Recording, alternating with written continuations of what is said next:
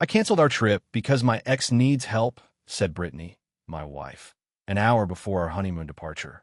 I replied coldly, fine, I'll fly alone. Her face darkened when I sent her a photo from a bar in Miami.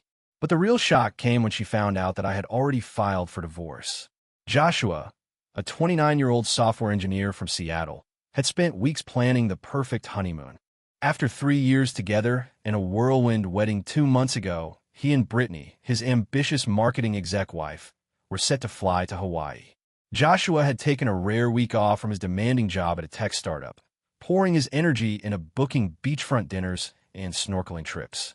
Brittany, always glued to her phone chasing a promotion, promised she'd be all in for the trip. This is our time, she'd said, kissing him softly the night before. Joshua believed her. The morning of the flight, Joshua woke early, buzzing with excitement. He packed their suitcases, double-checking Brittany's snorkel gear and her favorite sunscreen. She'd insisted on squeezing in a quick client meeting before the airport, saying it was too critical to reschedule. I'll meet you at the gate, she texted, her words clipped but reassuring. Joshua, used to her work obsession, shrugged it off. He grabbed his coffee, kissed their dog goodbye, and headed to SeaTac Airport, imagining their first sunset in Maui. At the terminal, Joshua paced near the gate, glancing at his phone. Their flight to Honolulu was boarding in 45 minutes. No sign of Brittany. He sent a quick text. At the gate. You close? No reply. He called, but it went to voicemail. A knot formed in his stomach. Brittany was never late. Her career depended on precision. 10 minutes later, his phone buzzed with a text that made his heart sink. Josh, I'm so sorry. I can't make the flight. Eric had an accident. I need to help him. Go without me. Eric, her ex-husband. Joshua's mind reeled. Brittany had always been upfront about her past. She and Eric had dated in college, married young at 22, and divorced 2 years later over irreconcilable differences.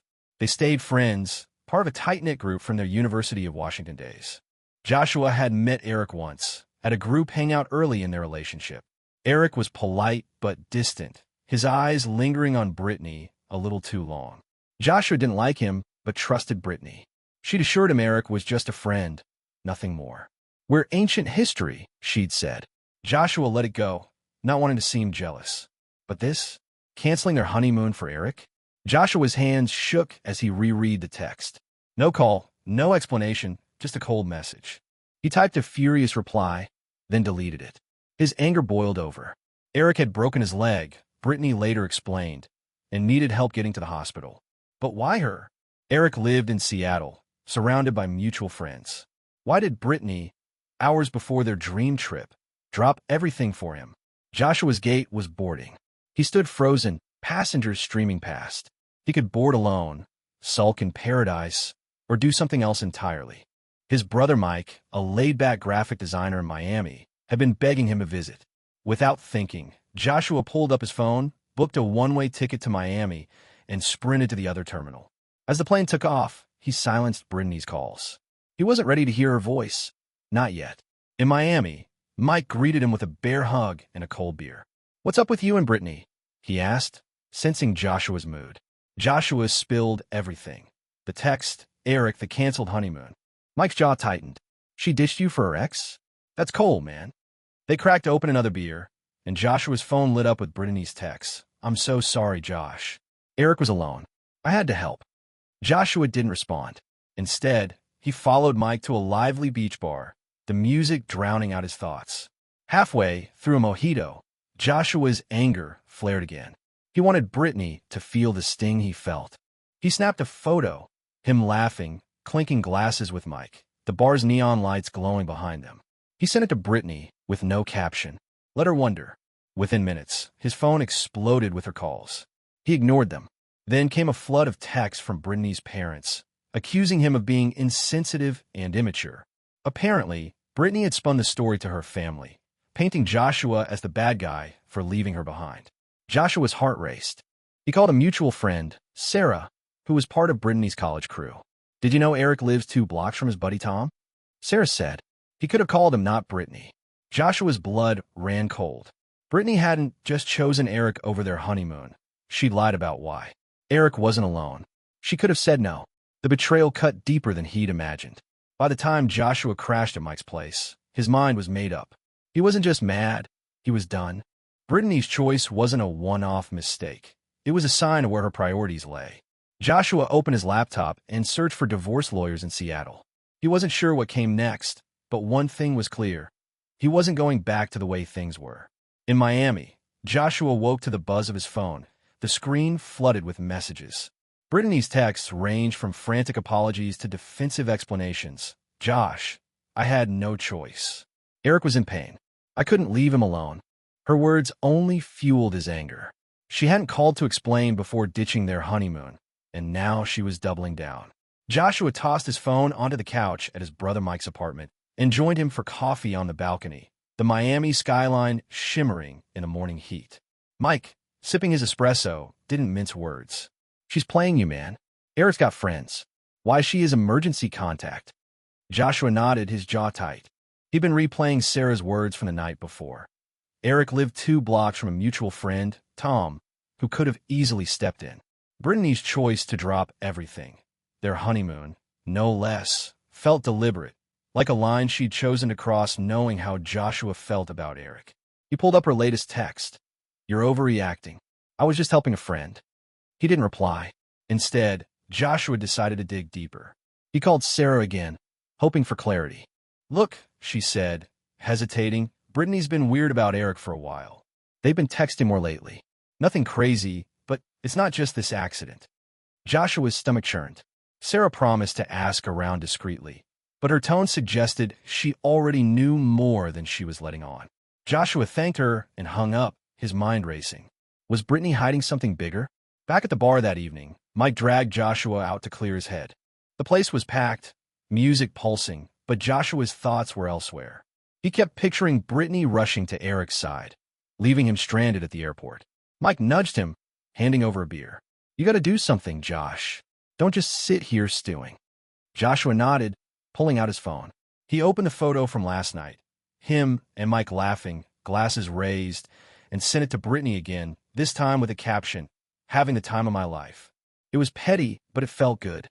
Brittany's response came fast, a string of missed calls and a voicemail he didn't play. Then, a text from her mom. "Joshua, how could you abandon Brittany in a crisis? This is cruel." Joshua's blood boiled.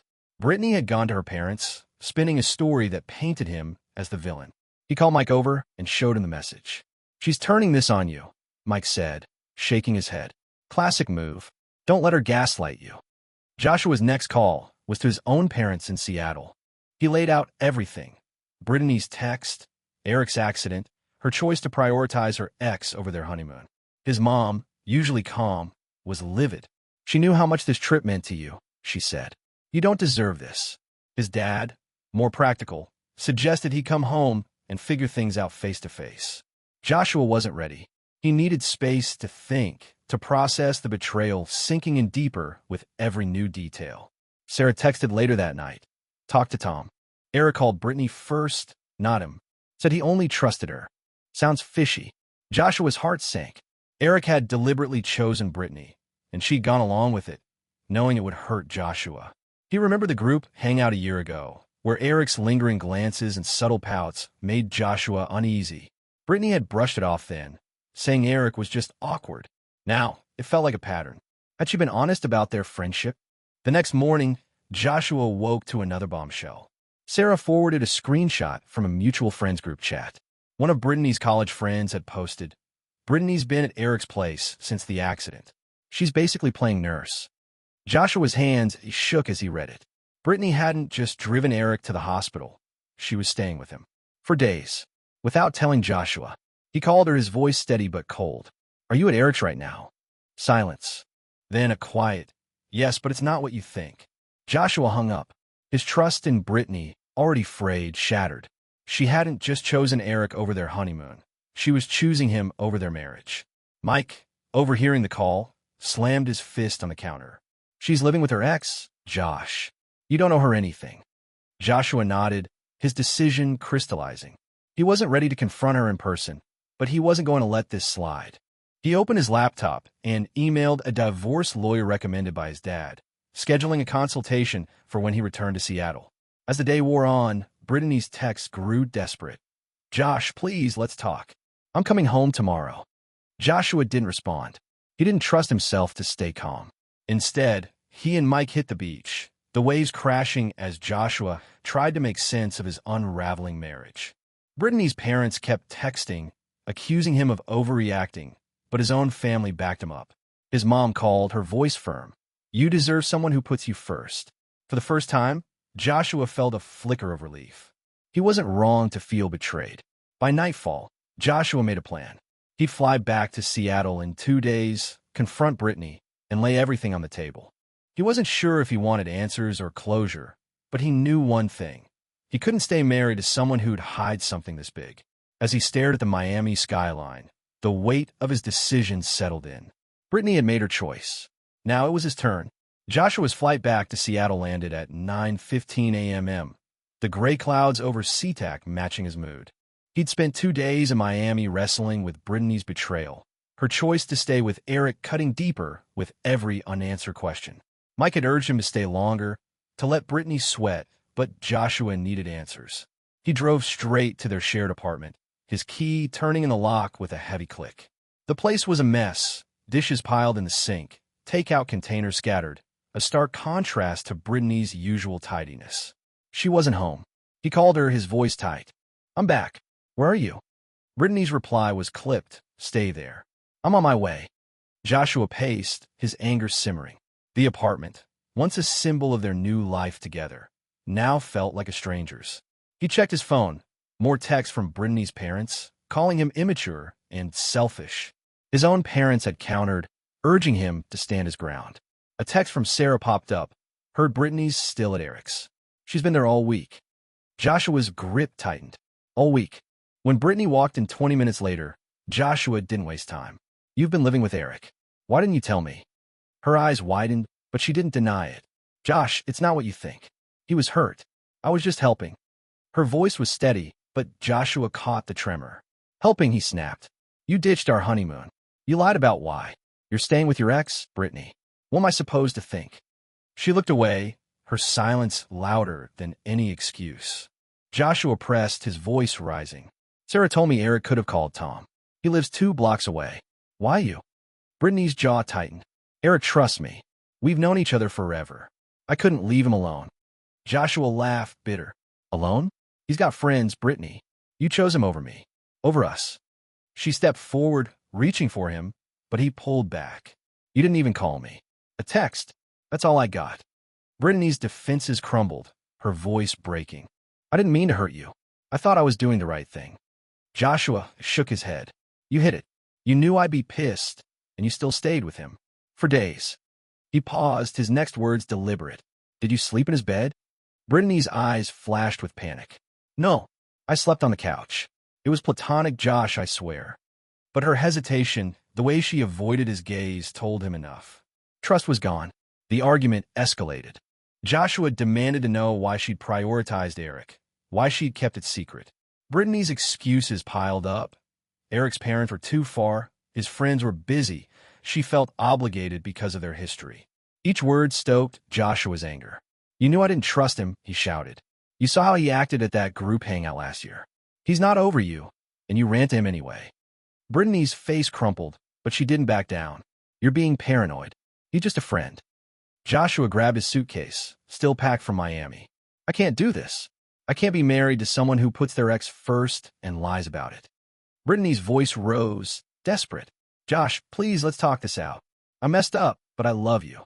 He stopped at the door, turning to face her. Love isn't enough if you don't respect me. You made your choice. He walked out, her pleas echoing behind him as he drove to his parents' house. That night, Joshua sat with his dad, recounting everything. His dad, a retired mechanic with a no-nonsense streak, listened quietly before speaking. You've got every right to be angry.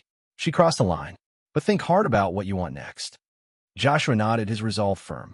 He called the divorce lawyer he'd emailed from Miami, setting a meeting for the next day.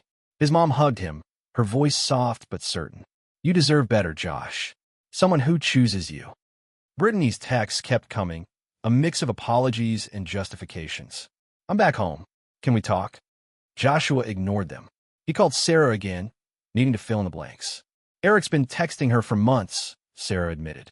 Little things like asking for advice or reminiscing. I didn't think it was serious, but now, Joshua's chest tightened. This wasn't just about the accident. Brittany had been nurturing a connection with Eric, however small, behind his back. By morning, Joshua's decision was final. He met the lawyer, a sharp woman named Linda who laid out his options. Washington's no-fault divorce laws made things straightforward, but Joshua wanted clarity on splitting assets. We don't have kids, no major debts, he explained. I just want out. Linda nodded, drafting initial papers. As Joshua left her office, his phone buzzed with another text from Brittany. I'm sorry, Josh. I'll do anything to fix this. But her words felt hollow. She'd had her chance to choose him and didn't. Joshua drove to a coffee shop, needing space to think. His brother Mike called, checking in. You okay, man? What's the plan? Joshua exhaled. I'm done, Mike. I'm filing for divorce. She can have her friend Eric. Mike's voice was firm. Good call. Come back to Miami when you're ready. I've got a spare room. For the first time in days, Joshua felt a spark of hope. The life he'd built with Brittany was crumbling, but a new one was waiting. Joshua sat in his parents' living room in Seattle, the weight of his decision settling like a stone in his chest. The divorce papers were filed, his lawyer Linda working swiftly to untangle his life from Brittany's. It had been 3 days since their explosive confrontation, and Joshua hadn't returned to their apartment. Brittany's texts kept coming, a relentless stream of apologies mixed with pleas. Josh, I messed up, but we can fix this. Please call me. He didn't. Her words felt like echoes of a trust already broken. His phone buzzed again, this time with a message from Brittany's mom. You're throwing away a good marriage over a misunderstanding. Eric was hurt. Brittany did the right thing. Joshua's jaw clenched. He showed the text to his dad, who shook his head.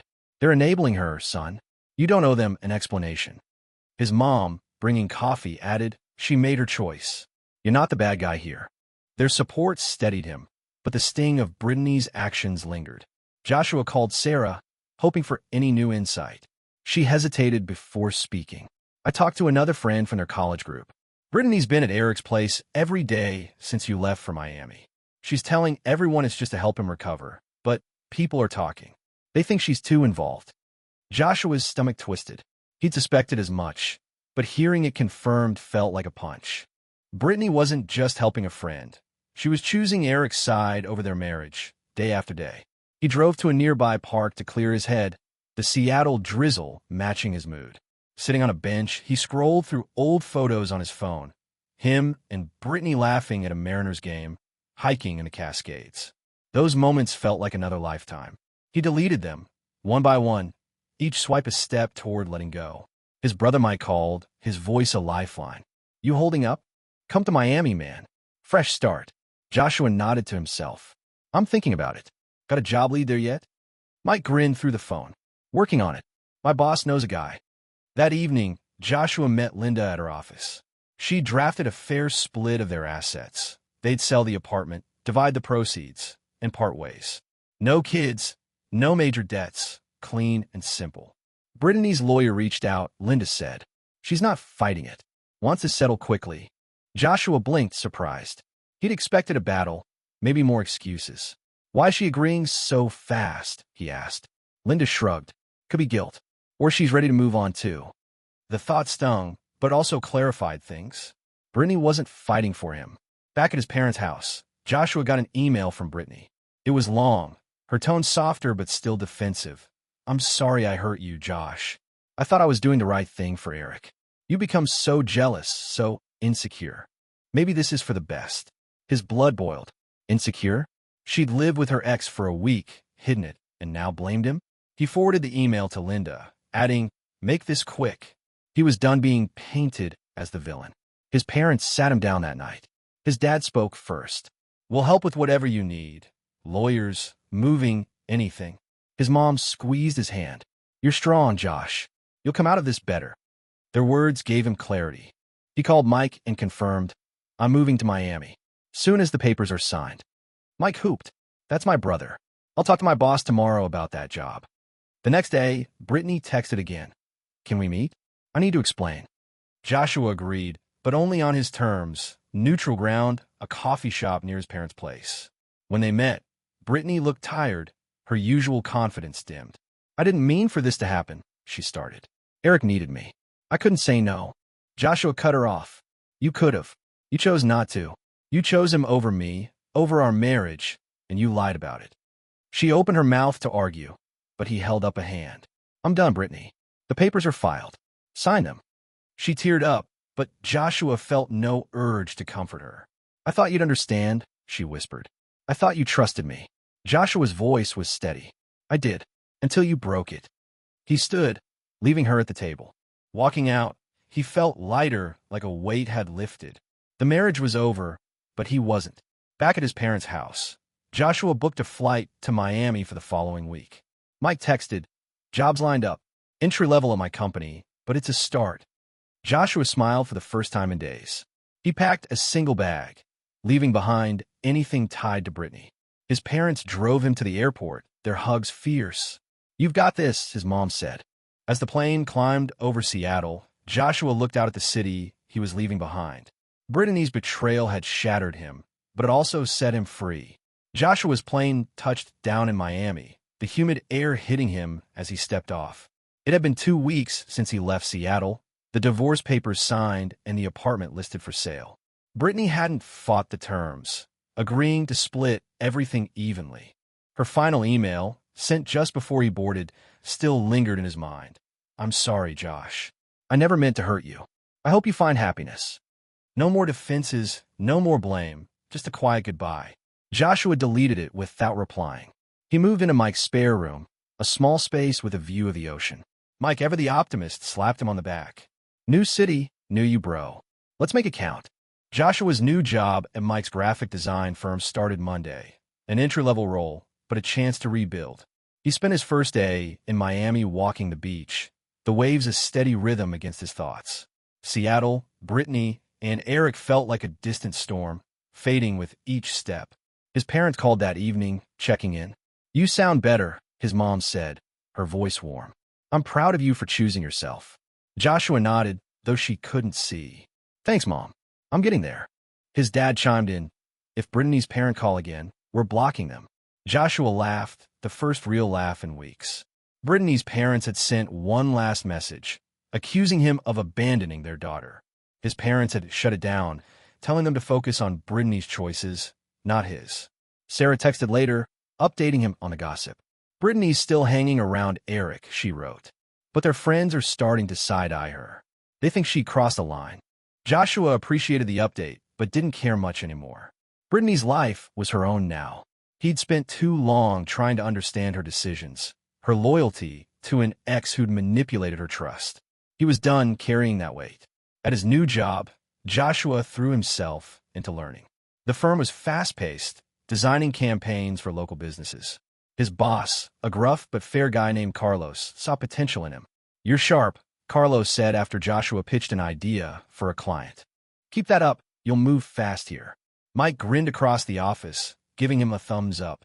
For the first time, Joshua felt like he was building something for himself, not chasing someone else's priorities.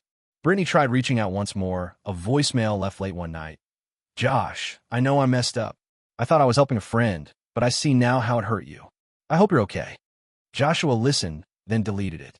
Her apologies didn't change the facts. She'd chosen Eric, hidden it, and blamed him when confronted. He didn't hate her. He just didn't need her in his life anymore. He blocked her number, a final step to close that chapter. One evening, Joshua and Mike hit a local bar, the same one for his first night in Miami. The music was loud, the crowd lively. A woman named Lena, a co-worker of Mike's, joined them. She was quick-witted, teasing Joshua about his Seattle gloom and challenging him to a dart game. He liked her energy, the way she didn't push or pry. When she asked about his past, he kept it brief. "Fresh start. Bad marriage behind me." She nodded, no judgment. "Here's to new beginnings, then," she said, clinking his glass. Weeks turned into a month. The divorce was finalized, the apartment sold, and Joshua's half of the proceeds sat in his account, enough for a deposit on his own place. He found a small condo near the beach, signing the lease with a mix of nerves and excitement. Mike helped him move, cracking jokes about Joshua's bachelor pad. Standing on his new balcony, Joshua felt a quiet strength. He lost a marriage but gained clarity about what he deserved, what he wouldn't tolerate. His parents visited, their pride evident. "You're thriving," his mom said, hugging him tightly. His dad, ever practical, handed him a toolbox. "For your new place, build something good." Joshua smiled, promising to host them for Christmas. As they left, he walked the beach alone, the sunset painting the sky in hues of orange and pink. He thought of Brittany briefly, wondering if she'd found what she was looking for with Eric. It didn't matter. Her choices had consequences, and so did his. Joshua's phone buzzed, a text from Lena, inviting him to a work event. He typed a quick reply, agreeing to go. The future wasn't certain, but it was his. He'd chosen to walk away from betrayal, to rebuild on his own terms. As the waves crashed, he felt ready for whatever came next, grounded in the knowledge that he'd chosen himself.